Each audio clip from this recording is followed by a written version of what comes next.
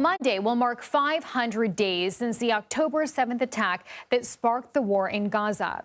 On Saturday, Hamas will release 3 more hostages under the terms of the existing ceasefire agreement with Israel.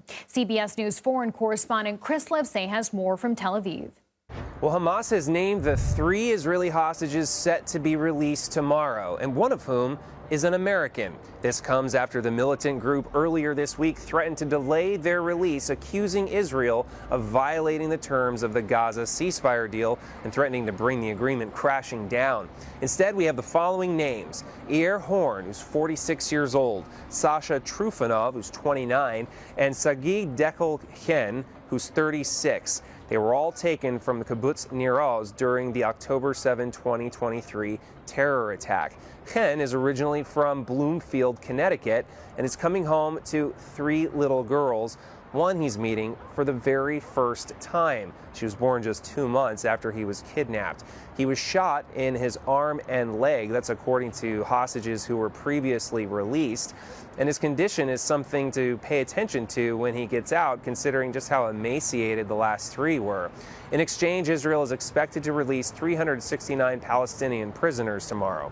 Meanwhile, Israel's former defense minister has been speaking out against the government's handling of the war effort, namely its fighting against Hezbollah in Lebanon.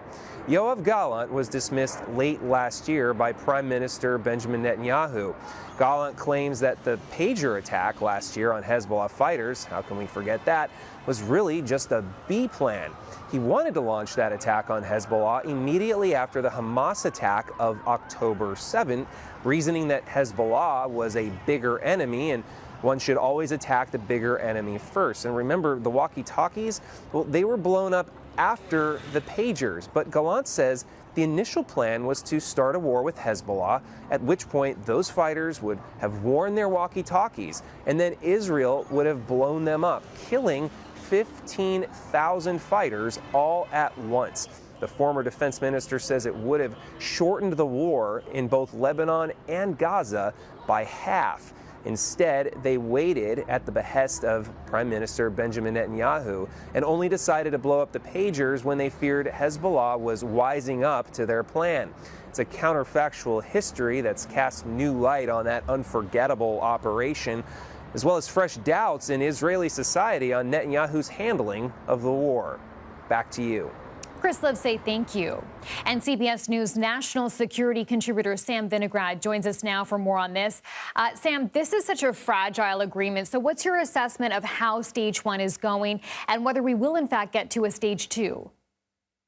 Well, Chanel, overall, it was a roller coaster week when it comes to developments in the Middle East. President Trump welcomed King Abdullah of Jordan to the White House at the beginning of the week, and President Trump doubled down on his proposal to forcibly displace Palestinians from Gaza.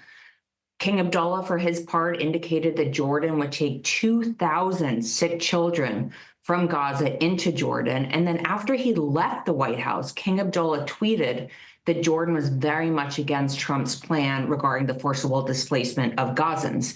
Now, as you mentioned, this ceasefire and hostage release deal is incredibly tenuous. Both parties are accusing the other of violating the terms of the deal. But on Thursday, Hamas did indicate it would move forward with the hostage release, and Israel is on the hook to release Palestinian prisoners.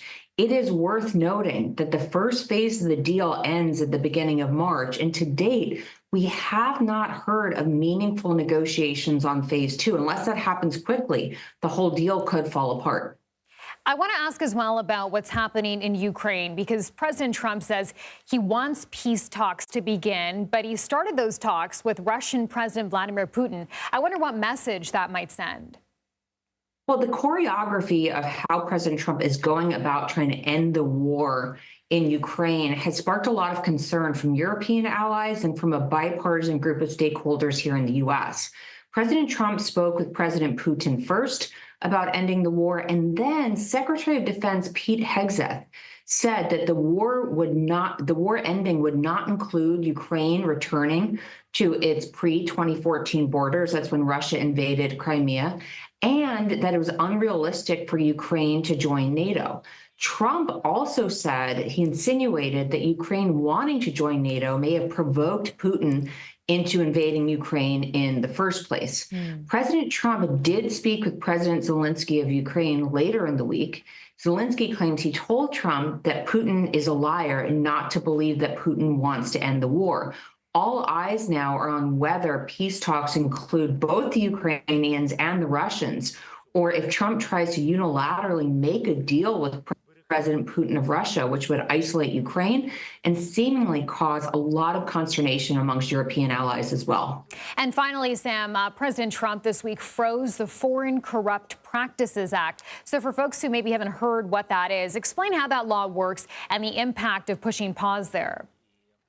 Yes, via executive order, President Trump froze this 1977 act that makes it illegal for certain individuals and entities to offer or pay anything of value to a foreign official to either secure business or to positively advantage their business abroad.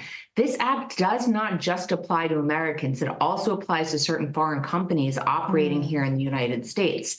President Trump in his first term wanted to do away with this act, and then in his first 100 days in his second term, put this act on pause for 180 days, so there's going to be no enforcement during this period. He has assessed that the act is being too broadly applied and that it negatively impacts U.S. companies' competitiveness and U.S. foreign policy. Critics of President Trump's move are saying that this really undercuts U.S. campaigns to fight against corruption abroad and overall diminishes work to really establish the rule of law for the global economy, for foreign companies, and for American businesses all around the world. Okay, Sam Vinograd, thanks. Thank you.